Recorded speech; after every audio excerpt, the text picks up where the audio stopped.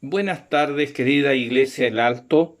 Un gozo para mí estar con ustedes en esta reunión de miércoles de oración y de testimonio. Espero que el Señor nuestro buen Dios bendiga vuestras vidas y también nuestras amadas familias.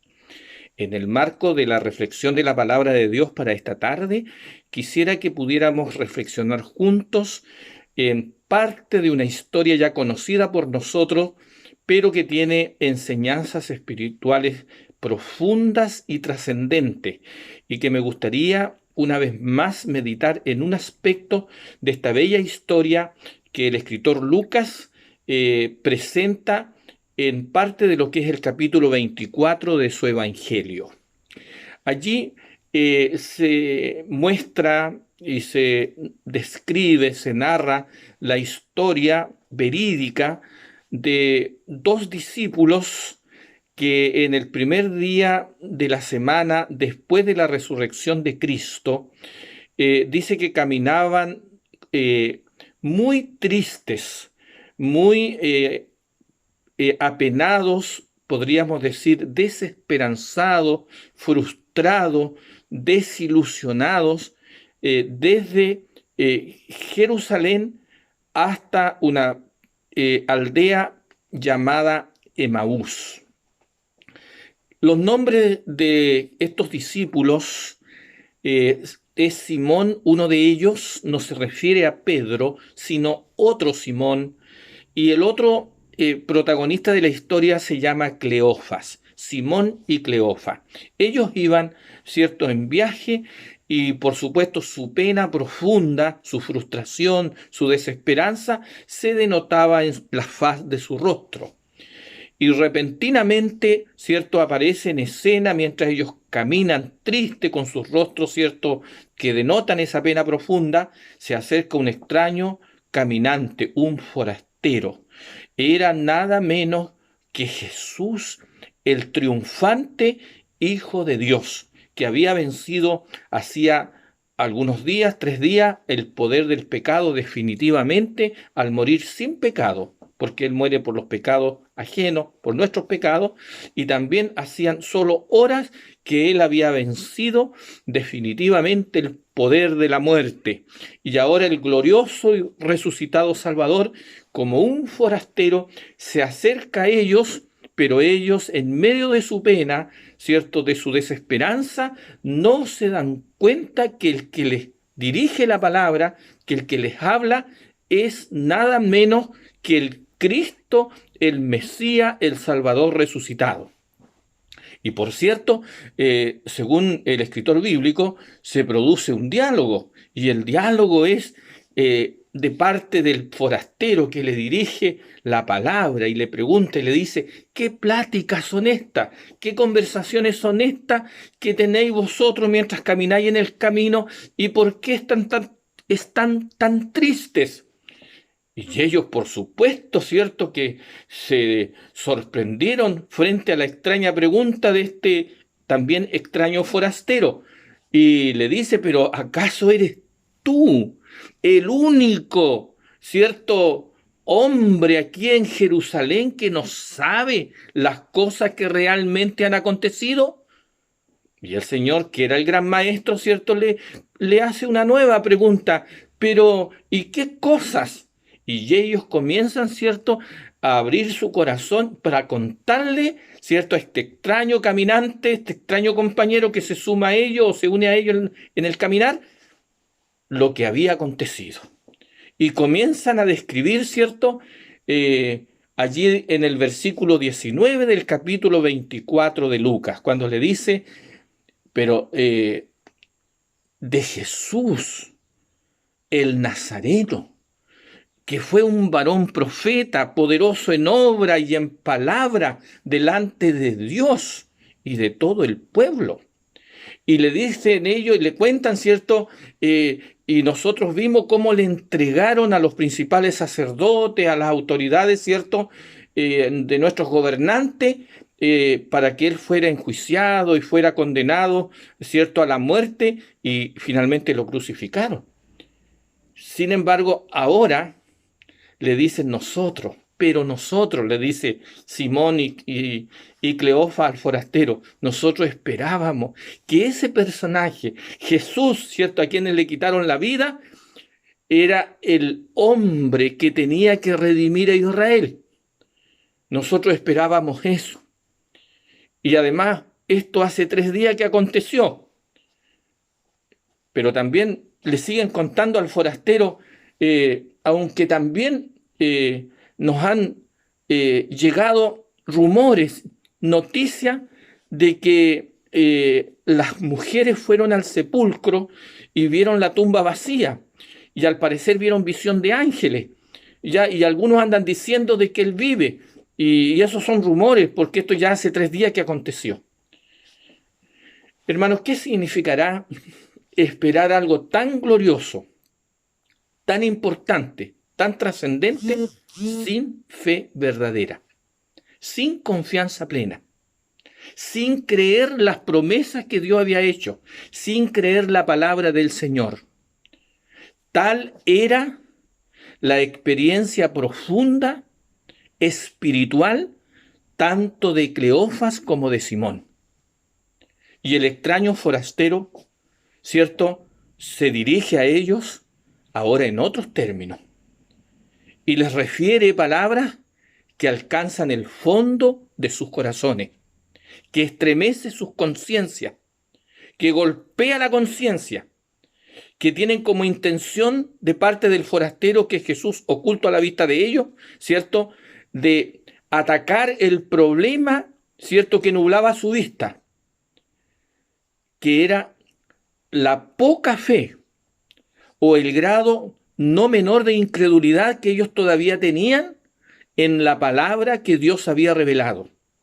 Porque a causa de su débil fe o de su poca fe, o por dejarse afectar en ese mar de dudas, ¿cierto?, la palabra del Señor no había hecho el efecto transformador y santificador en la vida de Cleofas y de Simón. Y entonces, según el registro sagrado, Lucas, que registra este hecho, ¿verdad?, que él investigó con diligencia y el Espíritu Santo le hizo conocer con exactitud todos los hechos como sucedieron. Y entonces Lucas dice que Jesús le dijo a Cleofas y a Simón: oh insensatos y tardos de corazón, para creer todo lo que los profetas han dicho. ¡Qué palabra! Los trata este humilde forastero como insensatos, como faltos de juicio, como duros de corazón, para creer, para confiar en lo que Dios había dicho a través de sus santos mensajeros respecto de su Hijo, del Mesías, que iba a venir, ¿cierto?, a padecer y que iba a venir a ser como un Cordero de Dios que tenía que entregar su vida por los pecados del mundo y por los pecados de ellos. La luz estaba dada y estaba dada en abundancia. La gracia de Dios se iba a manifestar al mundo en la persona de su Hijo, y Cristo era la persona del Hijo de Dios, el que ellos contaban en la historia que le decían al forastero.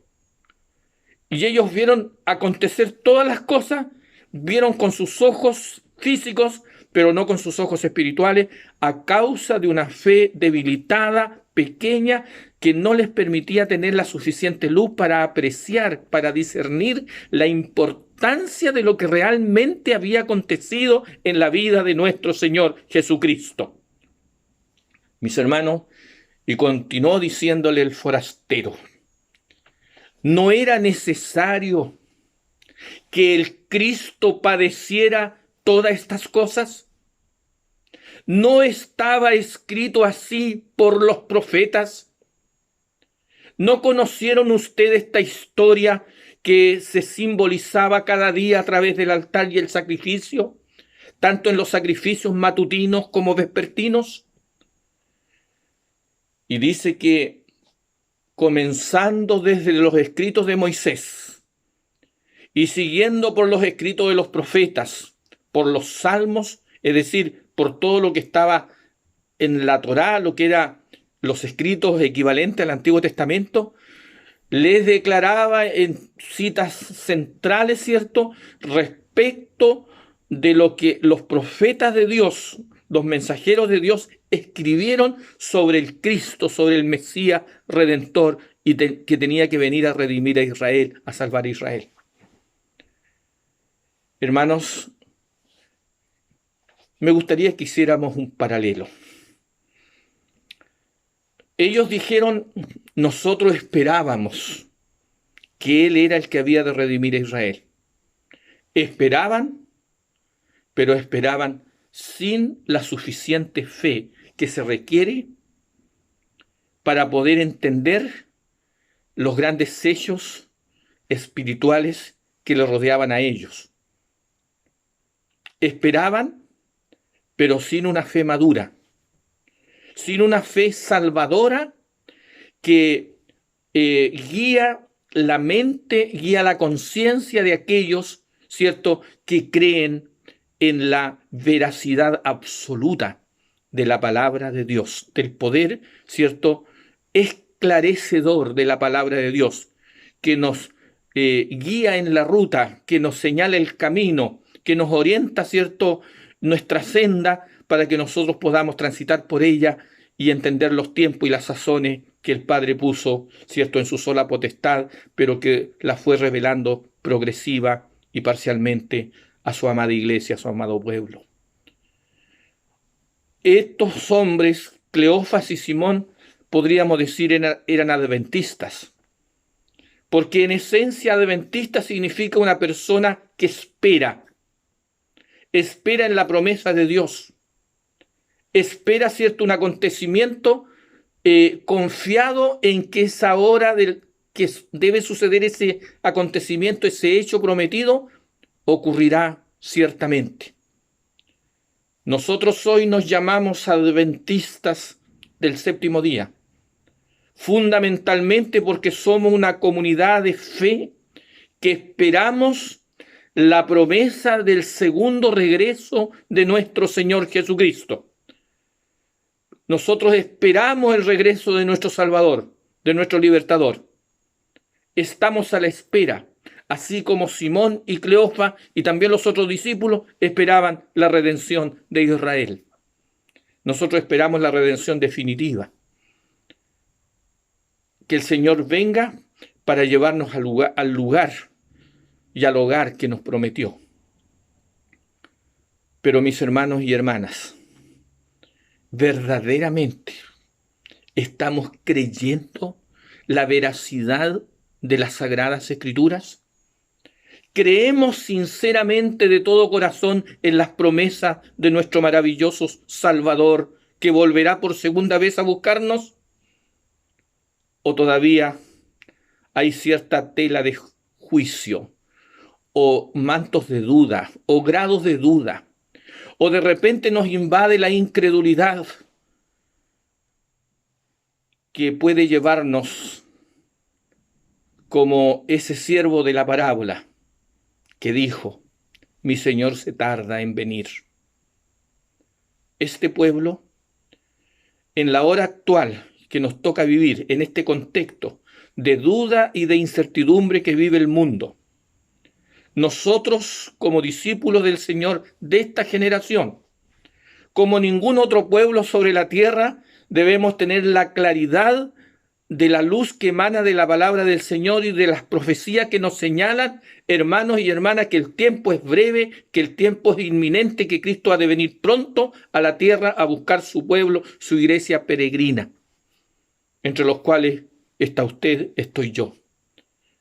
Y debemos, como una necesidad, pedir cada día al Señor que nos ayude a aumentar esa fe salvadora, que nos debe llevar a estar seguros, absolutamente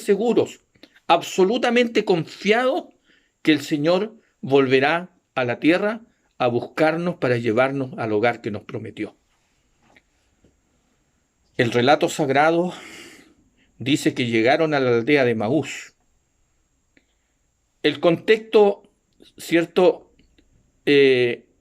implícitamente da a entender que ellos, por cierto, se sintieron alcanzados y tocados por las palabras que salían de la boca de ese extraño forastero que les hablaba palabras de vida y palabras que habían sido dichas por Dios a través de sus mensajeros en la dispensación tanto mosaica como incluso patriarcal. Mis hermanos, y le pidieron porque él se hizo como que iba más allá de Emaús. Ya dice el relato que llegaba la noche y ellos le pidieron algo muy especial. Por favor, quédate con nosotros. Por lo menos en esto hicieron algo bueno. Contaron la historia de Cristo tenuemente sin comprender el trasfondo de los hechos que habían acontecido, aunque sus ojos lo habían visto. Y ahora, cierto, tocados por el poder de la palabra que emanaba de Cristo oculto en la persona de un forastero, se queda con ellos. El relato da a entender que ellos pidieron alimento y llegó el momento de pedir la bendición sobre los alimentos.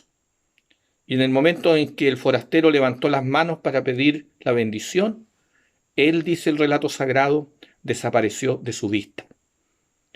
Y al levantar las manos, dice el espíritu de profecía, ellos vieron exactamente el lugar de las cicatrices donde fueron traspasadas sus brazos, sus manos, ¿verdad? Con esos gruesos clavos de acero que cruzaron las manos y los pies de nuestro buen Salvador.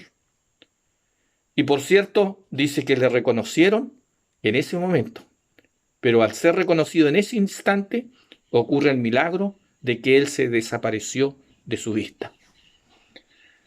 Hermanos y hermanas, el relato sigue indicando algunos otros elementos que nos ayudan a hacernos un cuadro amplio de lo que realmente sucedió con estos hombres.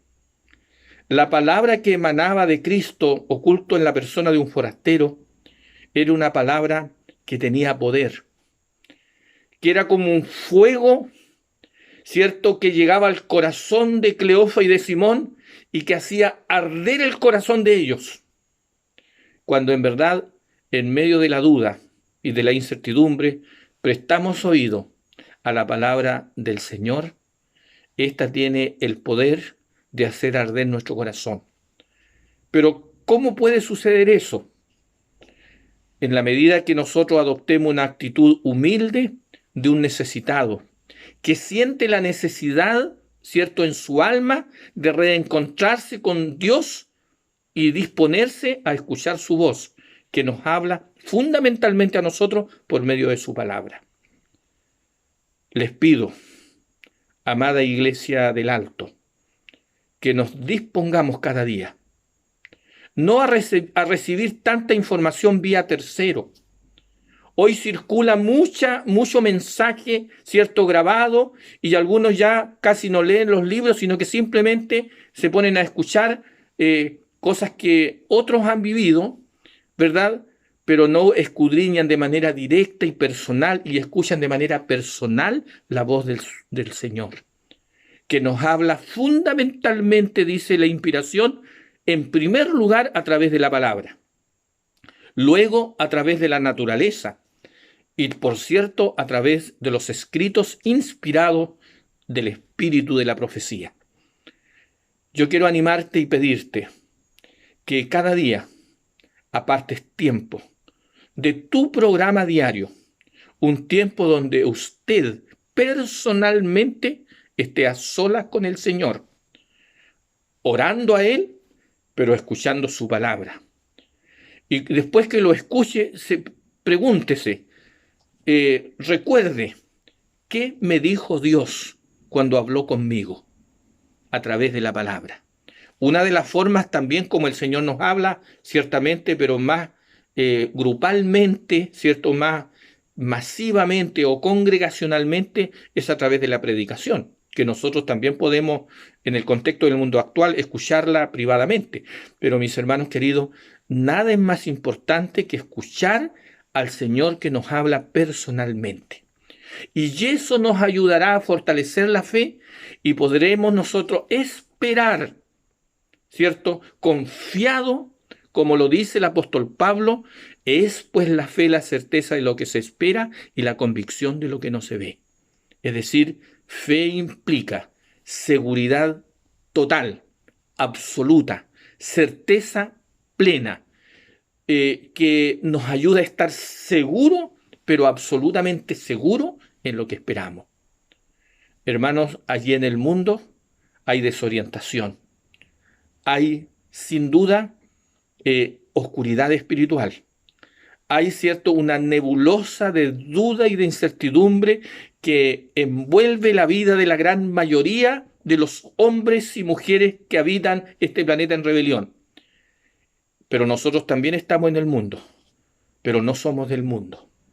Y somos un pueblo que estamos iluminados por la luz que emana de la palabra viva y eficaz de nuestro Señor y Dios, que nos llega a nosotros cada día, y esa puede hacer su obra en nosotros en la medida que cada día también apartamos tiempo para estudiar la palabra del Señor y para escuchar su voz que nos habla y que nos renueva y que nos fortalece y que nos sobreedifica y nos hace crecer cada día, ¿cierto? Como persona, hace que podamos admirar más profundamente la bella historia, la inescrutable historia, ¿cierto? La magistral historia de Cristo, nuestro buen Salvador, que entre más estudiamos esa historia, más la admiramos y más maravillosa es. Cleofas y Simón no se pudieron quedar tranquilos. Salieron, dice el relato sagrado, al instante rumbo a Jerusalén. Regresaron ahora no con la cara hacia abajo, lleno, ¿cierto?, de turbación, de congoja, de pena, ¿cierto?, angustiado, desconsolado, desesperanzado. Ahora llegaron a Jerusalén, pero llegaron con gozo. Corrieron prácticamente todo el camino a contar un mensaje muy cortito. Llegaron al aposento alto, tocaron la puerta y le dijeron a los discípulos que estaban allí reunidos por miedo: hermano, ha resucitado el Señor. Ha resucitado el Señor. Y contaron esa historia. Los discípulos quedaron todos impresionados. Y en ese instante, hermanos, ellos ahora fueron objeto de algo aún mayor, porque ahora vieron a Cristo aparecer con ellos presente. Y Cleofas y Simón y el resto de los discípulos vieron a Cristo en el aposento alto.